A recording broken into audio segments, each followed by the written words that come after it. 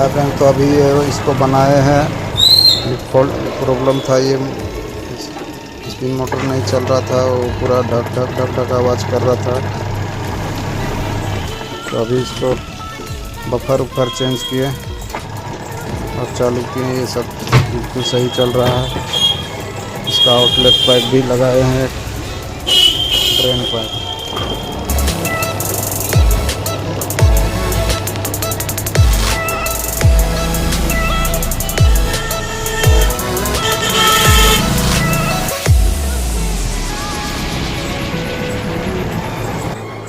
तो full video देखने के लिए आप हमारे चैनल को लाइक करें, कमेंट करें और चैनल को सब्सक्राइब कर लें, ताकि जब भी हम नई वीडियो डालें तो सबसे पहले नोटिफिकेशन आपके पास पहुंचे।